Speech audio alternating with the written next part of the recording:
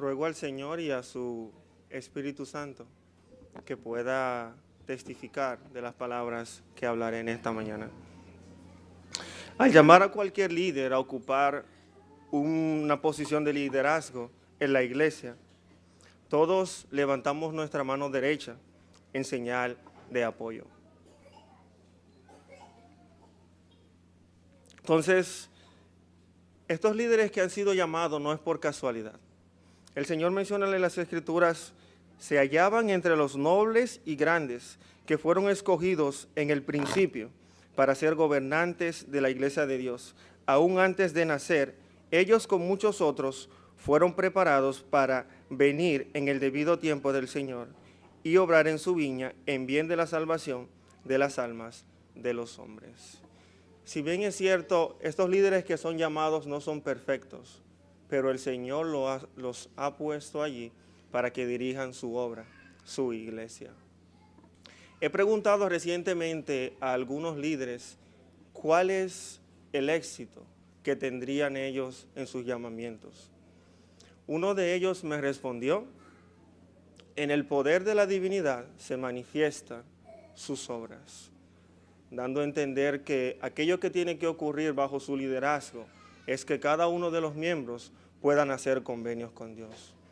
Otros de los líderes me explicaban de que el trabajo de él como líder es preparar a su sucesor, que dentro de su liderazgo, dentro de su barrio, puedan haber uno o más sucesores para que cuando llegue el momento en el que él sea revelado, pueda estar listo y pueda ocupar ese cargo en la iglesia. Y así colaborar y permitir que el reino de Dios siga avanzando. Pero a veces nosotros como miembros tendemos a hacer algo que es un poquito delicado. Tendemos a criticar a los líderes, pese a que no somos perfectos. Hay una historia relacionada a esto que me gusta mucho y me gustaría compartir con ustedes. Es la siguiente.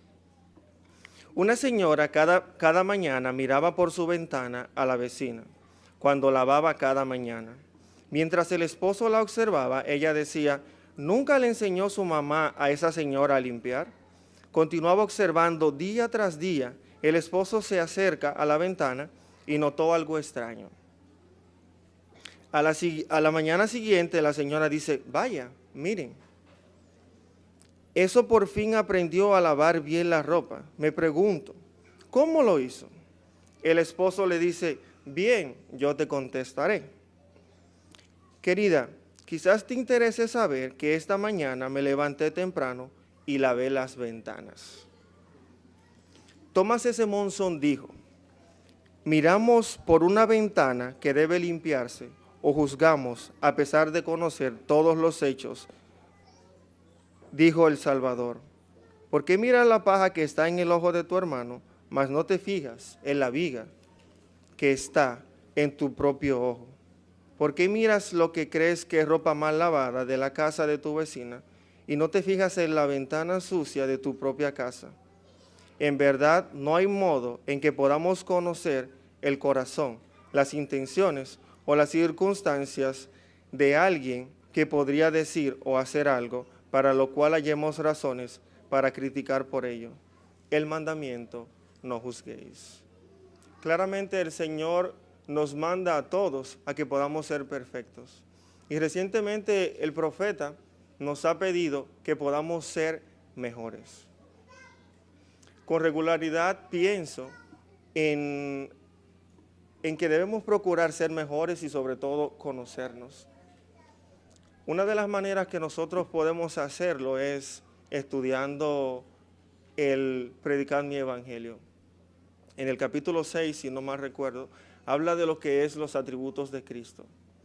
En la parte final hay una que nosotros nos hacemos un autoexamen, por así decirlo.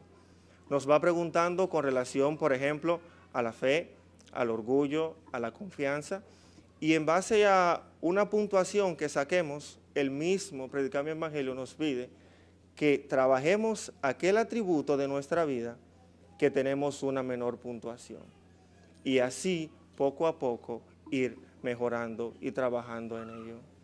Si bien es cierto, todos en la vida tenemos nuestros desafíos, nuestras dificultades, nuestros puntos a mejorar. Pero la diferencia la hace en si yo estoy dispuesto a mejorar o no.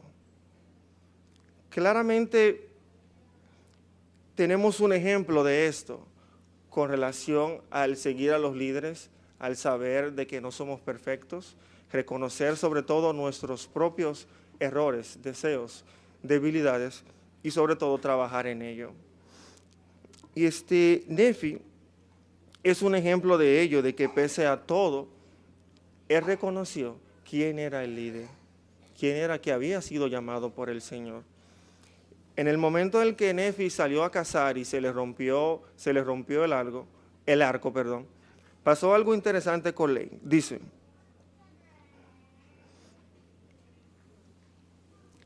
y ahora bien, sucedió que yo, Nefi, habiéndome afligido con mis hermanos y por la pérdida de mi arco, y como sus arcos habían perdido su elasticidad, empezó a dificultársenos en extremo, sí, a tal grado que no podíamos obtener alimento. Y sucedió que yo, Nefi, hablé mucho a mis hermanos, porque habían endurecido otra vez su corazón, aún hasta quejarse contra el Señor. Y aconteció que hice un arco de madera y una flecha de un palo recto. Por tanto, me armé con un arco y una flecha y con una honda y piedras.